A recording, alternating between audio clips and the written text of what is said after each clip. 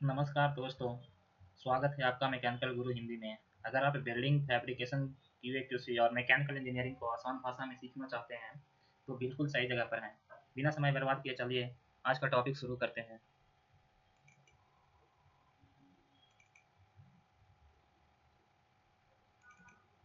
आज का टॉपिक है आर्क वेल्डिंग।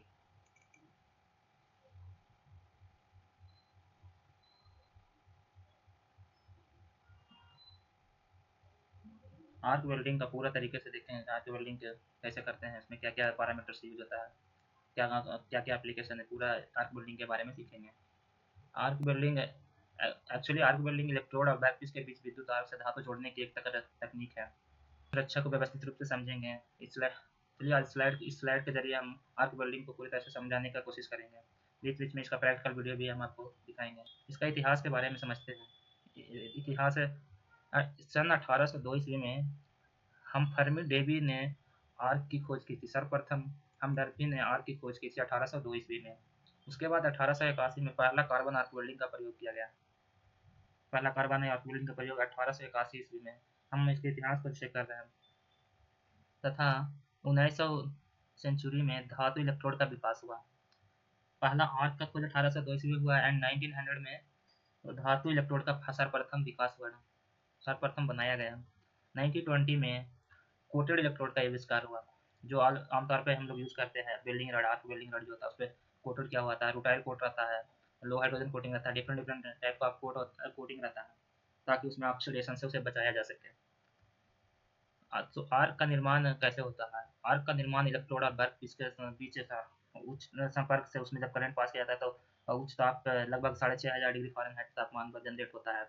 जिससे क्या होता है, वह बेस मेटल पिघलता है और जो भी डिफरेंट डिफरेंट पीसेस रहता है वो आपस में बेस मेटल पिघल करके आर्क के हीट से पिघल करके ज्वाइन हो जाता है। क्योंकि वो आर्क का हीट का कैसे निकालेंगे, तो उसके लिए पैरामीटर्स के सहारा से एक फार्मूला है, Q equal to I square R T. जहाँ आई इक्वल टू करंट है, वेल्डिंग करंट है, आर इक्वल टू प्रतिरोध है, टी इक्वल टू टाइम। इसमें आर्क वेल्डिंग के लिए कौन कौन सा पावर सोर्स यूज होता है? तो AC and DC both use होता है। एसी अल्टरनेटिव करंट सामान्य वेल्ड के लिए यूज होता है, जबकि डीसी कंट्रोल वेल्ड और डीप पेनेट्रेशन, गहरी पैठ हिंदी में दिया हुआ है, गहरी पैटर्न डीप पेनेट्रेशन के लिए यूज होता है। चलिए नेक्स्ट स्लाइड में इसमें समझते हैं कि उपकरण क्या क्या वेल्डिंग, आर्क वेल्डिंग के लिए क्या क्या उपकरण यूज होता है। तो आर्क वेल्डिंग के लिए प्रमुख उपकरण है वेल्डिंग मशीन्स। ये वेल्डिंग मशीन्स इलेक्ट्रोड होल्डर और ग्राउंड क्लैंप है। इलेक्ट्रोड होल्डर जिसमें इलेक्ट्रोड रड लगाया जाता है। क्लैंप इलेक्ट्रोड क्लैंप और ग्राउंड क्लैंप जिसको बोलते हैं। ग्राउंड क्लैंप बेस मेटल में लगाया जाता है ताकि एक फुल सर्किट से क्रिएट हो, ताकि बिल्डिंग में प्रक्रिया कंप्लीट हो। तथा बिल्डिंग के टाइम में बिल्डिंग पीपी किट लगता है, जैसे बिल्डिंग से आर्क से बचने के लिए, इंटेंसिटी से लाइट जनरेट होता है, उससे बचने के लिए एक एलिमेंट यूज होता है, दास्ताना, जो कि एक इंसुलेशन के रूप में वो काम करता है। तथा वेल्डिंग आर्क से निकलने वाले स्पैटर से वो जलने से बचाता है। अप्रॉन वो भी यूज़ किया जाता है ताकि जो भी स्पैटर क्रिएट हो उससे हमारे बॉडी को उससे बचाया जाता है। वेल्डिंग एक बार वेल्डिंग होने के बाद उसको वेल्डिंग क्लीन करने के लिए क्या क्या करना जाता है, cheap hammer, wire brush.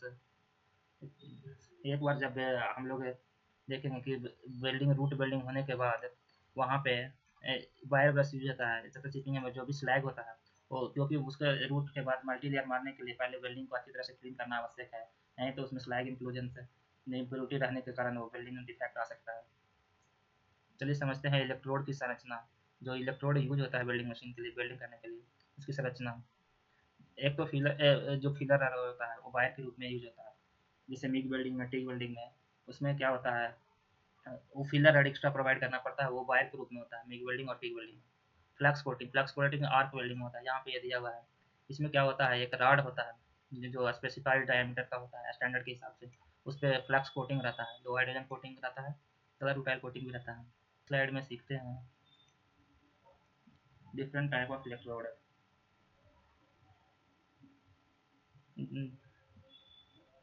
Generally industry में दो टाइप का रड सबसे ज़्यादा यूज होता है, E6013, E7018। ये बेल्डिंग का ये बिल्डिंग रॉड का कोड है। वो कोड के हिसाब होता है, अलग अलग कोड का रॉड बिल्डिंग रॉड होता है, जिसका अलग अलग स्ट्रेंथ, अलग अलग स्पेसिफिकेशन एंड अलग अलग एप्लीकेशन में यूज होता है। जैसे हम यहाँ पे देखते हैं E6013, यहाँ पे E6013 का मतलब क्या है? ई का मतलब है इलेक्ट्रोड, यहाँ पे 60 का मतलब है कितना टेंसाइल स्ट्रेंथ है। आप अगर E6013 से वेल्डिंग मारेंगे तो 60 पे ऐसा ही स्ट्रेंथ मिलेगा, टेंसाइल स्ट्रेंथ। तथा स्थिति कौन सा स्थिति में इसका एक्चुअली वेल्डिंग का डिफरेंट डिफरेंट पोजीशन होता है। तो इसका क्या है कि अगर 6013 से मारे तो ये सभी पोजीशन के लिए एलिजिबल है। जैसे 1G 2G 3G 4G 6G, अलग अलग पोजीशन को अलग अलग अलग अलग नेम दिया गया है। As per position different different category दिया नाम है, 1G 2G दिया गया है। इसका कोटिंग होता है 6013 का जो कोटिंग होता है, राड का जो ऊपर कोटिंग होता है वो रूटाइल होता है। E7013 है, इसका टेंसाइल स्ट्रेंथ 70 के एसआई होता है। ये भी सभी पोजीशन में, सभी कंडीशन में, सभी पोजीशन में एलिजिबल है वेल्डिंग करने के लिए। इसका जो बेल्डेड कोट होता है वो लो हाइड्रोजन का होता है। बेल्डेड कोट इसलिए किया जाता है, कोट होता है ताकि वो ऑक्सीडेशन, जब हीट जनरेट हो, आर्क जनरेट हो, आर्क अगर आपको ऑक्सीजन मिल जाएगा तो ऑक्सीडेशन हो जाएगा। ऑक्सीडेशन से बचाने के लिए कोटिंग किया जाता है रॉड के ऊपर। अब समझेंगे पोलरिटी। पोलरिटी क्या है? पोलरिटी होता है जैसे मशीन सेटअप है, उसमें अगर आप जैसे direct current electrode positive, electrode को आप पॉजिटिव रखेंगे तो इसको स्ट्रेट पोलरिटी होता है, डायरेक्ट करंट इलेक्ट्रोड पॉजिटिव, इसका transformer. Direct current electrode positive का भी होता है। इसका दिया गया है डीप पेनेट्रेशन, तथा इसमें कौन सा रेड यूज़ किया जाता है? E7018 इसके लिए यूजफुल माना गया है, सुटेबल है। DCEN इसका फुल फॉर्म है डायरेक्ट करंट इलेक्ट्रोड नेगेटिव। इसका कब यूज होता है? लो पेनेट्रेशन के लिए, ज़्यादा वेल्डिंग करना है उसके लिए ये direct current electrode negative use होता है।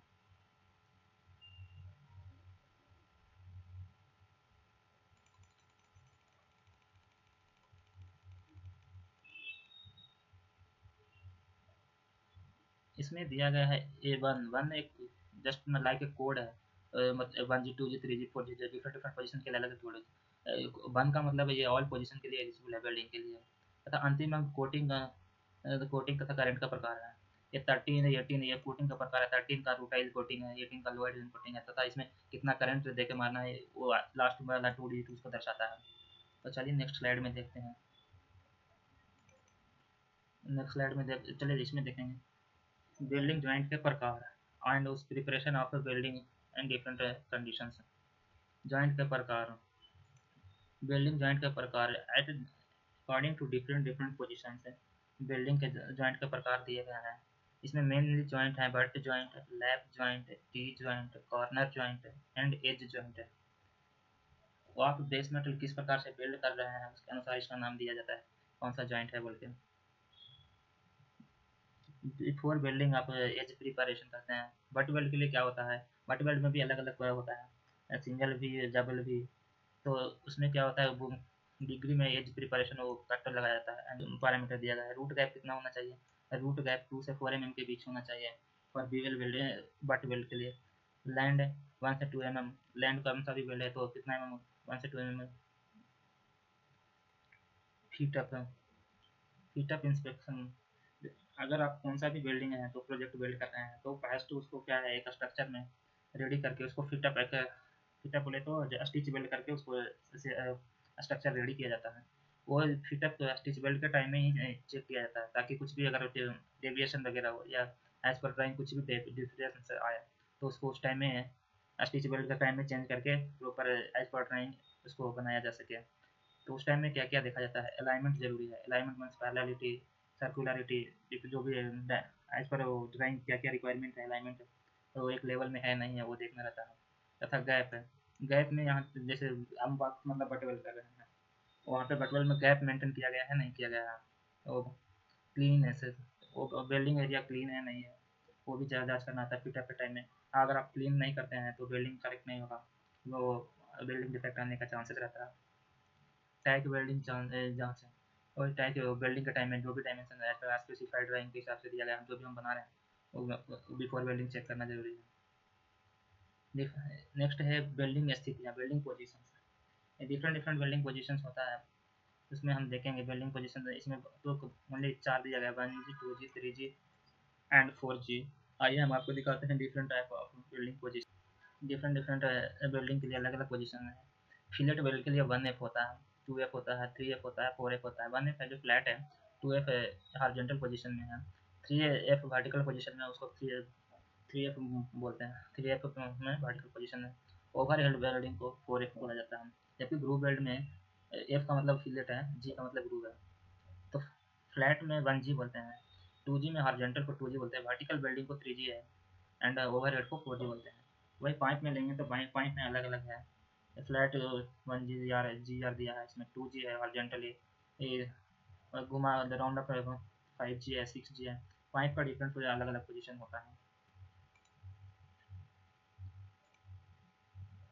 तो हमने देखा कि अलग अलग type of build, fillet weld के लिए अलग अलग पोजीशंस है, ग्रूव वेल्ड के लिए अलग अलग पोजीशंस है, एंड उसका नाम दिया गया। तो चलिए नेक्स्ट स्लाइड। नेक्स्ट साइड में इसमें दिया गया है पूर्व बिल्डिंग की प्रक्रिया। आप कौन सा भी बिल्डिंग करें, उसके पहले क्या क्या प्रक्रिया जरूरी है। कौन सा भी बिल्डिंग में पहले क्या है, वे क्लीनिंग। आपको कौन सा भी बिल्ड करने से पहले क्लीनिंग बहुत आवश्यक है।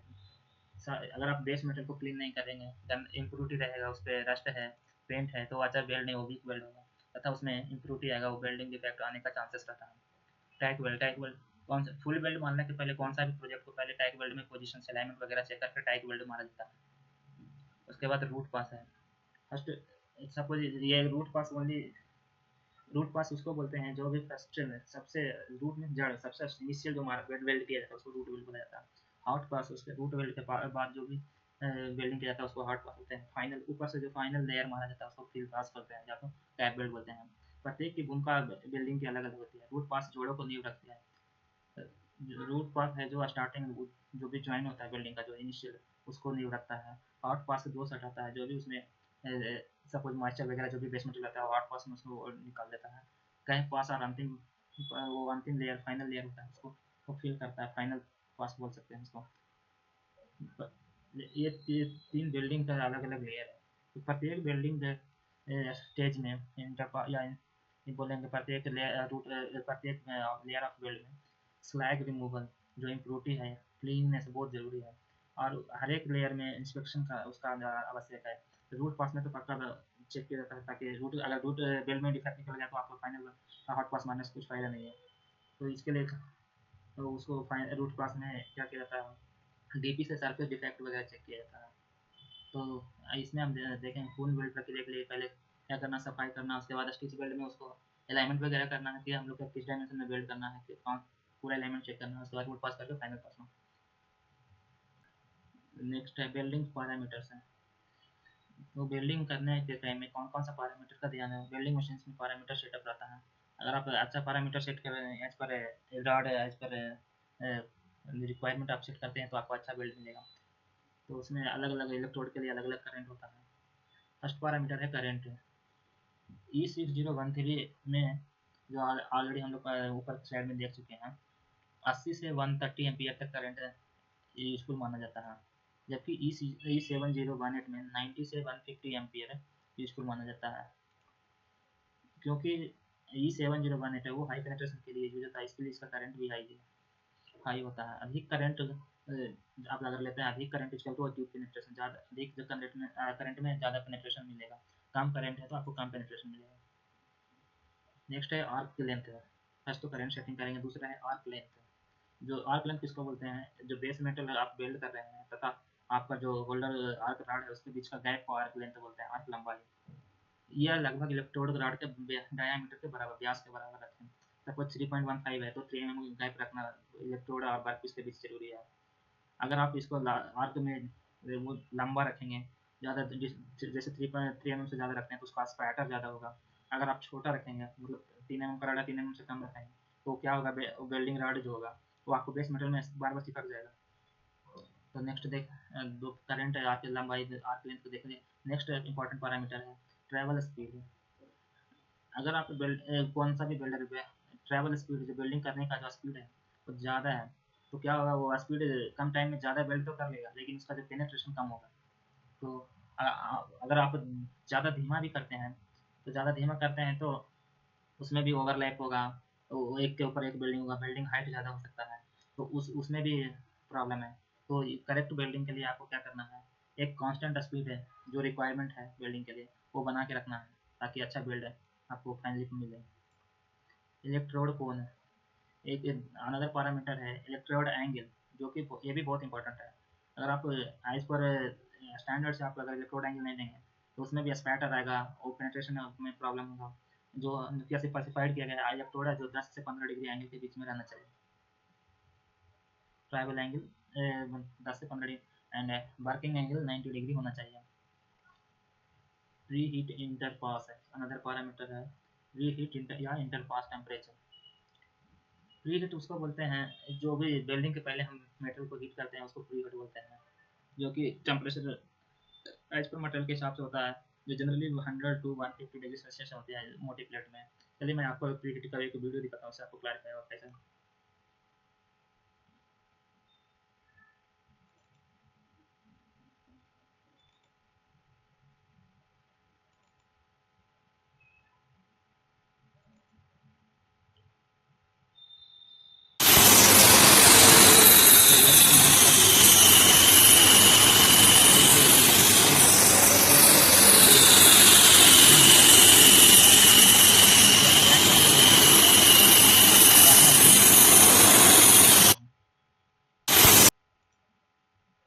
तो चलिए inter pass maximum temperature, inter pass का क्या हुआ, जो हम लोग इसमें दिया हुआ है देखिए, रूट के बाद जो हार्ड पास है फील्ड पास है ये पूरा इंटर पास है। जो बिल्डिंग के दौरान टेम्परेचर हो उसको इंटर पास बोलते हैं। इंटर पास में कितना टेम्परेचर मेंटेन करना है, एक minute.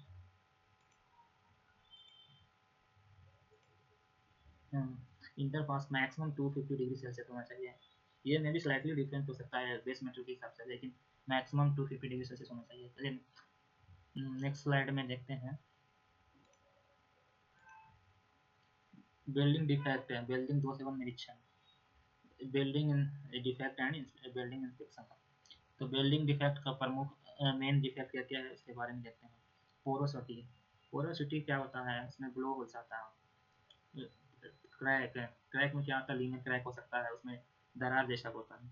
Slag inclusion, slag inclusion का मतलब है जो स्लैग नहीं हटना, वो जो स्लैग हम कोटेड किया हुआ रहता है, या तो उसमें इम्प्योरिटी जो बिल्ड बीड होता है बिल्डिंग का, उसमें जो फ्लैक्स वगैरह मिक्स हो जाना वो स्लैग इंक्लूजन है। अंडरकट है, अंडरकट क्या होता है, ज़्यादा हीट करंट ज़्यादा देने से वो बेस मेटल बर्न हो जाता है, कट हो जाता है, बिल्डिंग के साथ में वो कट हो जाता है वहाँ पे, इसलिए उसको अंडर उसी को अंडरकट बोला जाता है। पोरोसिटी का मुख्य कारण क्या है, गैस फंसना। वो क्या होता है, गैस जो होता है वो गैस बेल्ट बिल्ड में फंस जाता है। बेल्ट बिल्ड फंस जाने के बाद क्या होता है, बिल्डिंग बनने के बाद वो धीरे धीरे वो बाहर आता है, और गैस बाहर आता है तो एक ब्लो होल्स बन जाता है।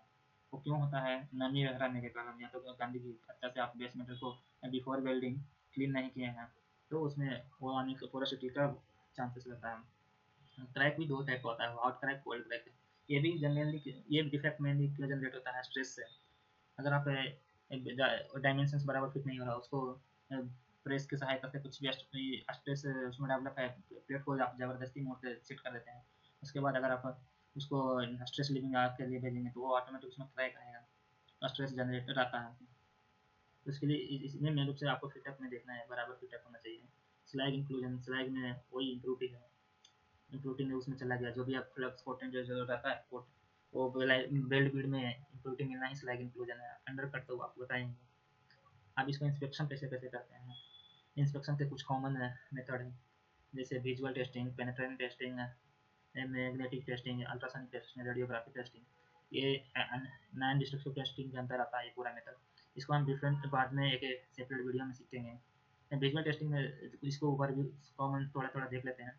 विजुअल टेस्टिंग है, विजुअल टेस्टिंग में हम लोग क्या देख सकते हैं, विजुअल टेस्टिंग में हम लोग नंगी आंखों से देख सकते हैं दरार है, क्रैक वगैरह है क्या, अंडर कट है, वो सब देख सकते हैं, बिल्डिंग बराबर है, यूनिफॉर्म है, नॉन यूनिफॉर्म बिल्ड है, ओवरलैप है, ये सब देख सकते हैं। डाई पेनिट्रेशन में सरफेस डिफेक्ट चेक कर सकते हैं।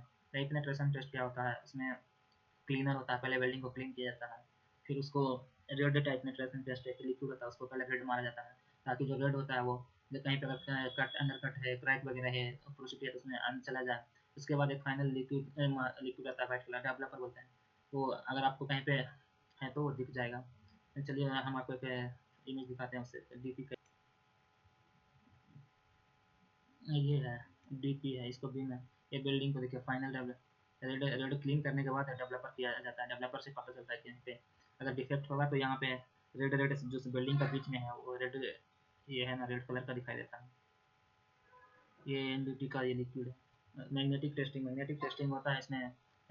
लोहे का बुरादा यूज करके मैग्नेटिक फील्ड में ऊपर से दिया जाता है, जहाँ पे मैग्नेटिक फील्ड ब्रेक होता है वहाँ पे लोहे का जो बुरादा होता है आयरन पार्टिकल उसी चिपक जाता है, तब उससे कौन करता है कि इसमें प्रॉब्लम है, यहाँ पे कंटिन्यूटी ब्रेक हुआ है। अल्ट्रासोनिक टेस्टिंग है। अल्ट्रासोनिक टेस्टिंग में जो बेल्ट का जो अंदर है, आप ये अभी तक ये विजुअल डाइपेनेट्रेंट मैग्नेटिक ये पूरा वो सरफेस डिफेक्ट में चेक करने के लिए यूज होता है। यूटी अंदर का डिफेक्ट होता है जिसको बोलते हैं सब सरफेस डिफेक्ट, उसको चेक करने के लिए यूज होता है। इसको हम अल्ट्रासोनिक वेव पास करा के वो उससे चेक किया जाता है। रेडियोग्राफी ये भी है। रेडियोग्राफी इस पे भी रे जो एक्सरे होता है उसको अंदर पास करा के इसको डिफेक्ट चेक किया जाता है। इसमें एक इमेज रेडियोग्राफी फिल्म डेवलप किया जाता है, उसमें मालूम होता है उसको कहाँ पे कंटिन्यूटी है, कंटिन्यूटी ब्रेक हुआ उससे चेक करते हैं। कौन सा भी, और इसमें एक बात याद रखना है, कौन सा भी वेल्डिंग कौन सा वेल्डिंग करने के लिए आपको WPSP की और IW दस्तावेज अनिवार्य है। कभी भी आप स्टैंडर्ड कंपनी में वेल्डिंग करेंगे तो आपको पहले ये बनाना पड़ेगा WPSP का, एक ULPC वाले बनवाते हैं। बिल्डर को क्वालिफाई करने के बाद इसको फाइनल प्रोजेक्ट को बिल्ड करने के लिए दिया जाता है। नेक्स्ट स्लाइड में देखते हैं सुरक्षा एवं अनुप्रयोग। सुरक्षा बिल्डिंग करने टाइम में क्या क्या सावधानियां बरतना है। बिल्डिंग करने के टाइम में हाई आर्क जनरेट के साथ साथ एक तीव्र रोशनी है वो जो उसमें से रे निकलता है, वो हमारे आंखों के लिए बहुत ही नुकसानदेह हो सकता है, क्योंकि उसका इंटेंसिटी बहुत ही ज़्यादा होता है। वो हमारे आंख में डायरेक्ट देखेंगे तो वो हमारे आंख को डैमेज कर देगा। तो इसके लिए उसको एक डार्क ग्लास होता है, उसमें भी अलग अलग नंबर होता है, कौन सा आर्क में कितना इंटेंसिटी जनरेट हो रहा है लाइट का, उसके हिसाब से आर्क ग्लास जो होता है बिल्डिंग ग्लास उसका भी रेटिंग किया जाता है। वो वो पहनना ज़रूरी है। बिल्डिंग हेलमेट चमड़े का दस्ताना होना चाहिए ताकि इंसुलेशन क्रिएट हो सके, क्योंकि यहाँ पे बिल्डिंग का पूरा सर्किट वन सर्कुलेट सर्किट पास हुआ क्रिएट हो रहा है। इसके लिए इंसुलेशन ग्लव्स पहनना ज़रूरी है ताकि स्पैटर वगैरह से जो भी हाथ जनरेट हीट स्पैटर जनरेट हो हाथ को जलने से बचाए। लेदर ग्लव्स होना चाहिए। तथा बिल्डिंग करने के टाइम में एक बात का और ख्याल रखा जाता है आपके पास, क्योंकि पर्याप्त वेंटिलेशन सिस्टम है या नहीं, क्योंकि उस टाइम में जब आप बिल्डिंग करते हैं तो बहुत मात्रा में गैस जनरेट होता है, जो कि वो हमारे लिए हेल्थ के लिए बहुत हानिकारक होता है। तो उसका प्रॉपर वेंटिलेशन वहाँ पे नेचुरल हवा का आवागमन बहुत ज़रूरी है। इलेक्ट्रिक शॉक से सावधान है, क्योंकि ये एक इलेक्ट्रिक सर्किट सिस्टम है पूरा बिल्डिंग, तो इसके लिए इंसुलेटर है, इंसुलेटर है जो शू वगैरह पर पहना जाता है। तथा वहाँ पे वाटर की तरह का नमी किसी तरह का नहीं जनरेट होना चाहिए। इसका उपयोग कहाँ कहाँ पे होता है। इसका उपयोग जनरली कंस्ट्रक्शन में, कंस्ट्रक्शन में जो भी कंस्ट्रक्शन होता है, शेड वगैरह बनाया जाता है, ब्रिज, बड़ा बड़ा ब्रिज बनाने में यूज होता है। तथा बिल्डिंग्स टाइम में बिल्डिंग बनाने में भी अभी राड वगैरह का जो पिलर वगैरह होता है, अभी और कंक्रीट का जो हम लोग जाता है उसमें भी अब डायरेक्ट वायर क्लैंपिंग की जगह डायरेक्ट वेल्डिंग किया जाता है। प्रेशर वेसल्स में लाइक बॉयलर, बॉयलर बनाने में जो कि यूज होता है, बिल्डिंग का यूज होता है। पाइपलाइन में, गैस पाइपलाइन में वन जगह से एक जगह से दूसरी जगह, जैसे LPG गैस है वो पाइपलाइन के थ्रू जाता है बहुत दूर तक, तो उसमें भी बिल्डिंग का ज्वाइंट यूज बिल्डिंग यूज होता है। शिप बिल्डिंग जहाज बनाने में, पानी का जहाज होता है उस वो भी बड़ा बड़ा जहाज बनता है, उसमें भी बिल्डिंग का ज़्यादा यूज होता है। ऑटोमोबाइल इंडस्ट्री में जैसे कार वगैरह, कार ऑटो टेम्पो जो भी है इसमें तो अभी रोबोटिक वेल्डिंग यूज हो रहा है, तथा उसका ये सब का रिपेयर वगैरह में यूज होता है। आर्क वेल्डिंग का मेन बेनिफिट क्या है। बेनिफिट यह है कि यह बहुत सस्ता होता है कंपेयर टू अदर वेल्डिंग, तथा इसका वेल्डिंग करना भी सिंपल है। ये आउटडोर उपयुक्त है सभी जगह पे। आप अगर आप 4 फ्लोर 10 फ्लोर में बिल्डिंग बनना है तो आप एक छोटा सा आर्क बिल्डिंग मशीन लेकर के वहाँ पे करंट लेकर आप कर सकते हैं। लेकिन कंपेयर टू आप मिग बिल्डिंग में देखेंगे, टिग बिल्डिंग में उसमें वाटर बड़ा बड़ा मशीन रहता है, उसमें ले जाना थोड़ा मुश्किल से compare to arc welding. Arc welding लगभग सभी धातुओं पर यूज होता है। जैसे देखिए नॉन फेरस में, टिग वेल्डिंग में, एल्युमिनियम वगैरह में भी आप आर्क वेल्डिंग का यूज कर सकते हैं, एल्युमिनियम मेशेस वगैरह में। इसका कुछ लिमिटेशन भी है। स्लो स्पीड है, इसकी गति आर्क वेल्डिंग में थोड़ा धीमा होता है। इसमें स्किल डिपेंडेंट है, इसके लिए अगर स्किल आपको चाहिए, अच्छा वेल्ड है, अलग अलग पोजीशन, सपोज 6G वेल्डिंग है तो उसमें आपको हाई स्किल चाहिए, कोई भी इसमें नहीं मार सकता है। तो पोजीशन के हिसाब से अलग अलग स्किल बिल्डअप चाहिए। इसमें स्लैग रिमूव करना पड़ता है। आप एक बार एक लेयर मारे उसके बाद आपको अच्छा से क्लीन करें, उसके बाद ही आप दूसरा लेयर मार सकते हैं, नहीं तो उसमें डिफेक्ट होने का चांसेस रहता है। और फाइनली इसमें क्या है कि कंटिन्यूस आप नहीं मार सकते हैं, उसको बोलते हैं बिल्ड साइकिल। आप अगर अप्रॉक्स 10 मिनट बिल्ड मारते हैं तो उसमें 6 मिनट नेक्स्ट 10-15 मिनट के बाद आपको 6 मिनट 10-7 मिनट ऐसा बिल्ड मशीन को थोड़ा रेस्ट देना पड़ता है। उसको बिल्ड साइकिल में हम अच्छी तरह से समझेंगे। नेक्स्ट है प्रश्न एवं कुछ समरी। E6013 व 7018 में क्या अंतर है? तो अंतर क्या है? कोटिंग का अंतर है। आपका 6013 में रूटाइल कोटिंग होता है, लेकिन E7018 में लो हाइड्रोजन कोटिंग होता है। करंट का डिफरेंस होता है। 6013 में आप 80 से 130 एम्पियर तक का करंट लगा सकते हैं, जबकि 7018 में 150 एम्पियर तक, क्योंकि 7018 डीप पेनेट्रेशन के लिए यूज होता है। इसका यूज में भी डिफरेंट डिफरेंट यूज है। 6013 का आप जनरल यूज कर सकते हैं, जनरल बर्निंग के लिए, लेकिन डीप पेनेट्रेशन जैसे हाई एयरोस्पेस वगैरह में, शिपयार्ड में, ये 7018 का यूज होता है। सेकंड है कि डायरेक्ट करंट इलेक्ट्रोड पॉजिटिव डीसीईपी व डीसीईएन डायरेक्ट करंट इलेक्ट्रोड नेगेटिव कब चुनना है? तो आपको डीसीईपी डायरेक्ट करंट इलेक्ट्रोड पॉजिटिव को इसका स्ट्रेट पोलैरिटी भी बोला जाता है। इसको अगर आप इसको कब यूज करना, जब आपको रिक्वायरमेंट है डीप पेनेट्रेशन का है। अगर डीसीईएन डायरेक्ट करंट इलेक्ट्रोनेगेटिव, ये पोलैरिटी कब यूज करना, जब आपको ज़्यादा वेल्डिंग मारना है, जैसे 30 वेल्डिंग, फिर 60 70 वेल्डिंग, ग्रुप पर ज़्यादा है, ग्रुप है उसमें वेल्ड फिल करना है, तो आपको डीसीईएन कर वेल्ड कर सकते हैं। नेक्स्ट है थर्ड क्वेश्चन है पोरासिटी का क्या कारण है? पोरासिटी का मेन कारण है मॉइस्चर। मॉइस्चर है, वही वेलमेट क्लीन नहीं है, तो मेनली पोरासिटी जनरेट होने का चांसेस ज़्यादा रहता है। उसका मेन वन कारण, एक और कारण ये भी है कि आर्क बराबर आर्क लेंथ नहीं है। लंबा आर्क स्पेक्टर ज़्यादा होगा, पोरासिटी ऑक्सीडेशन होने का चांसेस ज़्यादा रहता है, तो पोरासिटी क्रिएट होता है। करंट सेटिंग बराबर नहीं है तो पोरासिटी हो सकता है। प्री हीट क्यों आवश्यक है? प्री हीट इसलिए आवश्यक है कि उससे प्रीहीट करने से क्रैक रुकता है, कूलिंग रेट नियंत्रण में रहता है। तो फाइनली हम कह सकते हैं कि सही इलेक्ट्रोड, सही पोलैरिटी, सही parameter equal to good arc welding. तो अगर ये वीडियो पसंद आया हो तो लाइक करें, अपने दोस्तों के साथ शेयर करें और मैकेनिकल गुरु हिंदी को सब्सक्राइब करना ना भूलें। मिलते हैं अगले वीडियो में। धन्यवाद।